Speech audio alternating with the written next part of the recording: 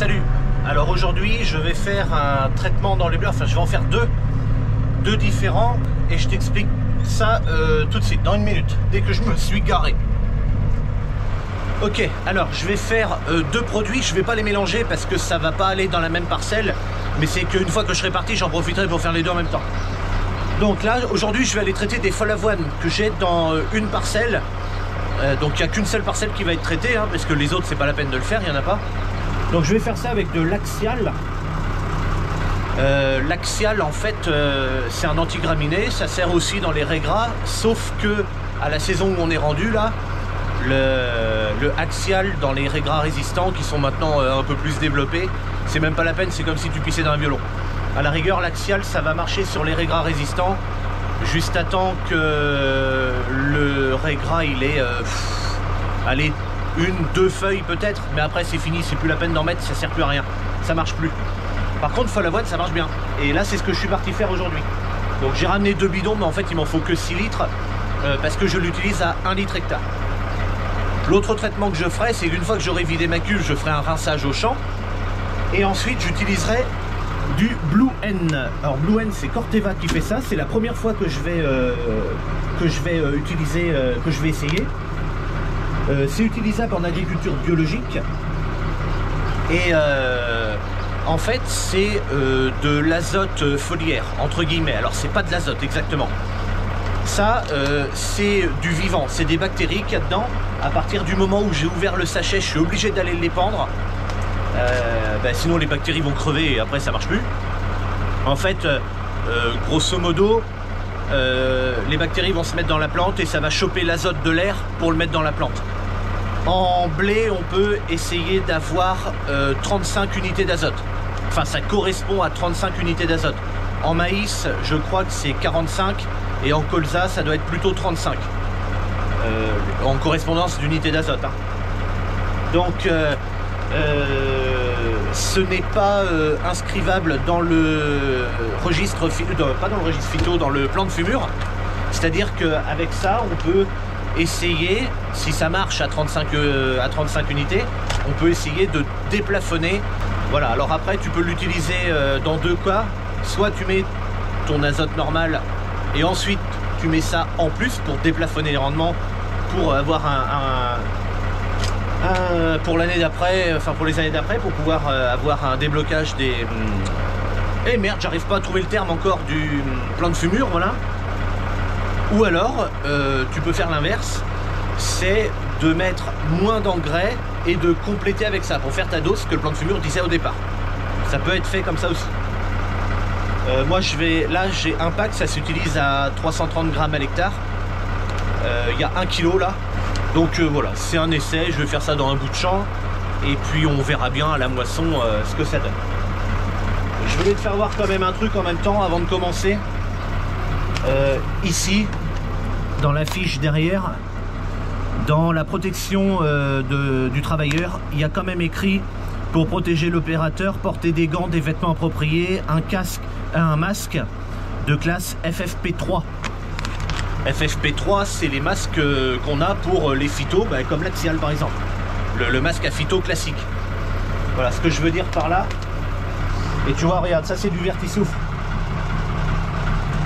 utilisable en agriculture biologique également. Attention danger, gros carré rouge, machin. Ce que je veux te faire voir en te montrant ces deux produits bio là, le vertisouffle ça sera plus tard ça. Mais ce que je veux te faire voir, c'est que c'est pas parce que c'est bio que c'est pas dangereux. Ok? Des produits bio, ça veut juste dire qu'ils sont d'origine naturelle, mais ils sont dangereux quand même. Hein. Et pour les sols et pour les êtres humains. Voilà. Bon bah allez, ça je vais le foutre dans le coffre du pulvé. Je vais le mettre tout de suite.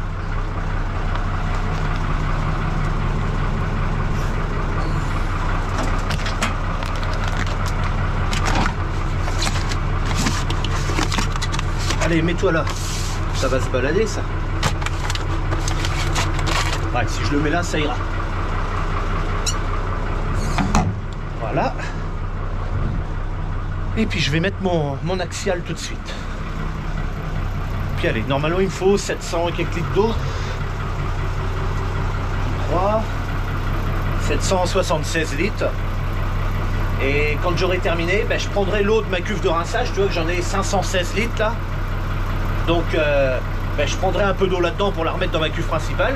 Et puis après, directement dans le champ, je mettrai par l'incorporateur le machin. Et puis voilà. Allez, je vais m'équiper, je remplis et puis on se retrouve dans le champ. Alors une petite information vite fait sur le tarif parce que c'est important. Pour le Blue Hen, le coût de l'azote c'est environ 1 € l'unité. Et alors que cette année, au prix où j'ai payé l'azote, on était plutôt vers 2,30 € en azote comme moi j'ai mis avec mon pulvé. Donc c'était moitié moins cher de travailler avec du Blue Hen pour la saison 2022-2023. Là par contre, j'ai pu récupérer 60 tonnes d'azote à 360 €. Et à ce tarif-là, ça me fait l'unité d'azote à 95 ou 96 centimes d'euros, alors que ça c'est toujours à 1 €. Donc ça sera équivalent de travailler ou avec Blue Hen ou avec l'azote, en tout cas au prix que je l'ai acheté toujours. Alors 60 tonnes ça me suffira pas, il en faudra encore un autre camion. Mais voilà, l'année prochaine en tout cas, de ces ordres de prix, travailler avec l'un ou l'autre, ça sera pareil. Bon ok, me voilà arrivé dans le champ concerné. Alors, c'est pas dans cette partie-là où il y a vraiment le plus de folle avoine, c'est plutôt vers là-bas. À la rigueur, je m'arrêterai un moment pour te faire voir. Bon après, j'ai quelques régras. Je sais où j'en ai vu. Ça, c'en est un là. Puis après, j'en ai un ou deux par là-bas. Par là, là. Mais donc je me dis que bon... je fais tout le champ quand même parce que je parle souvent de régras résistants. C'est une immense majorité des régras que j'ai chez moi, mais certains ne sont pas résistants. Et s'il y en a là qui sont pas résistants, bon ben l'axial va les crever en même temps. Qu'est-ce que je voulais faire? Ah oui merde, faut que je tourne mes bus. C'est pour ça que je suis descendu du tracteur. Hop, je prends mon gant. Donc là tu vois, c'est un petit peu clair ici là. Et puis juste là devant, tu vois. En fait là c'est les cochons qui sont venus gratter là. Ils sont venus gratter quand c'était un peu après le semis. Mais j'ai que ce rond là et l'autre à côté. Et c'est quasiment tout ce que j'ai comme dégâts de cochons dans ma parcelle. Peut-être un rond ou deux à l'autre bout là-bas sur la petite haie qui redescend là. Mais franchement c'est tout à fait négligeable.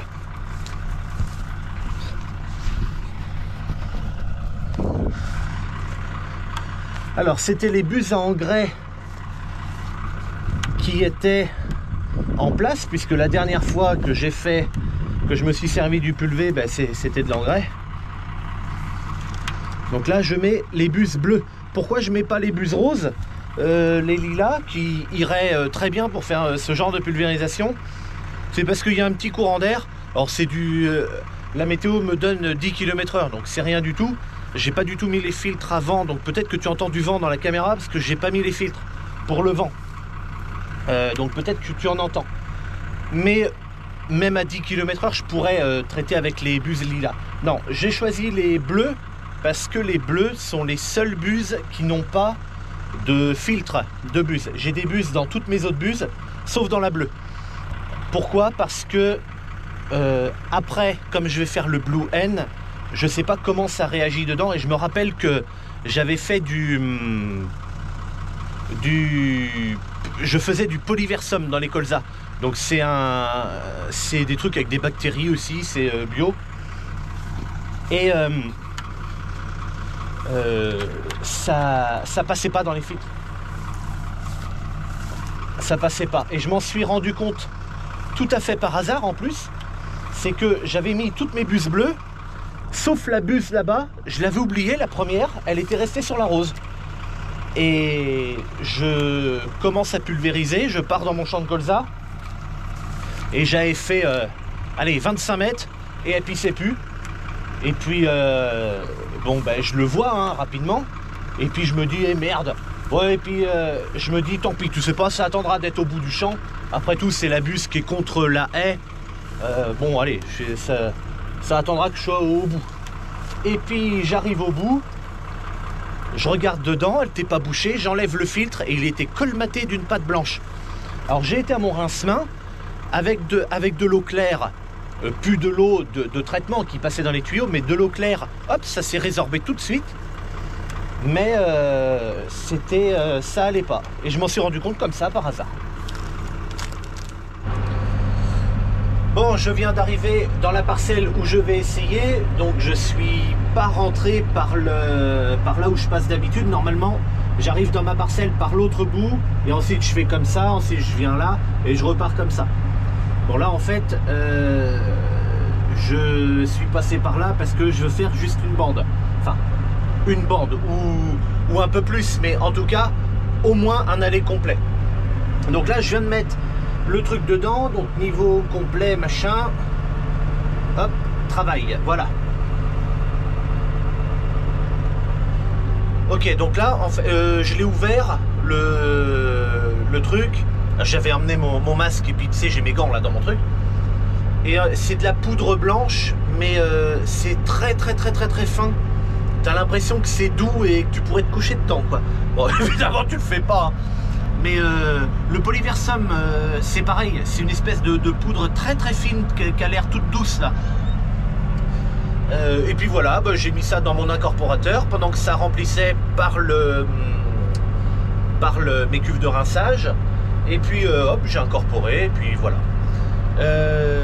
Ah, je vais aller faire un truc. J'ai oublié, mais je vais y aller. Tu sais, un peu plus tôt dans la vidéo, je t'ai dit que j'avais vu que le polyversum passait pas dans les filtres parce que, par hasard, j'avais oublié un... Et merde, j'ai oublié de prendre le gant. Bravo. Parce que j'avais oublié de tourner une buse du bout. Ben, tu sais pas, je vais faire la même chose. Je vais la mettre sur le violet.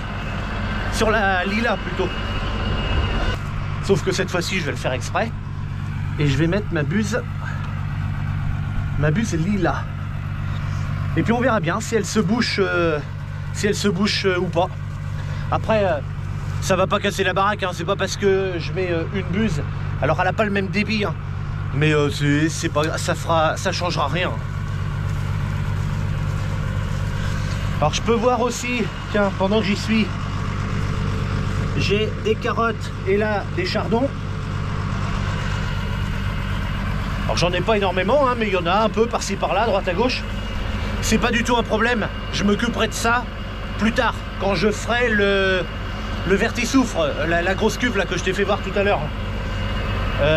Parce qu'avec le vertisoufre, j'y mélangerai un produit qui en granulé ou... Non, en liquide ou en granulé, je me rappelle plus.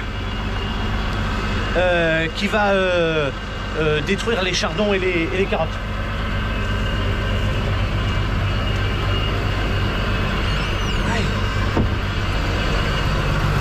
Allez.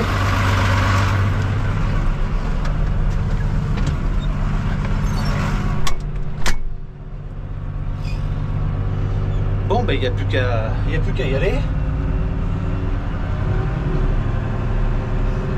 Hop. J'enlève le frein à main.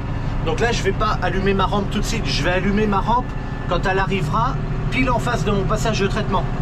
Comme ça, ça me fera un point de repère, quoi.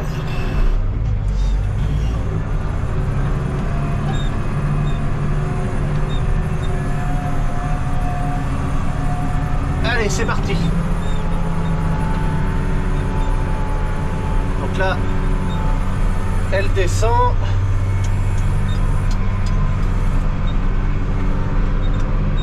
Bon, ça a l'air de bien se passer. Ma buse lilas, là-bas, je la vois. Elle coule correctement.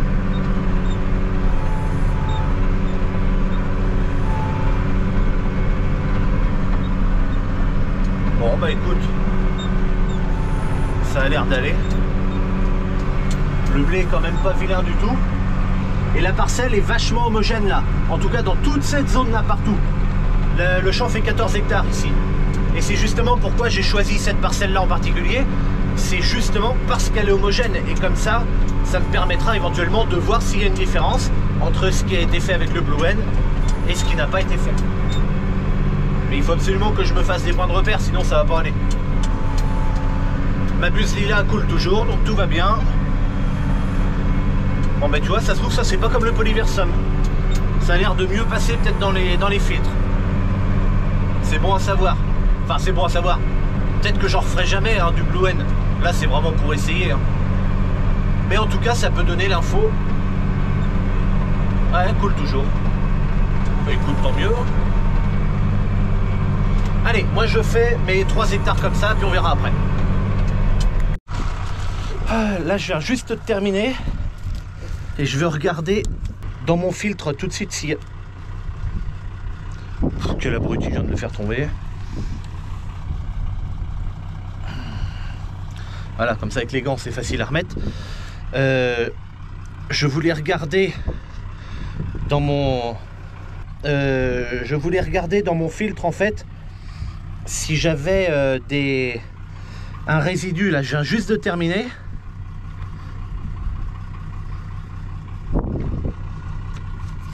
Là, ah, attends, je vais la remettre sur la bleue. Ok. Bon, je voulais voir.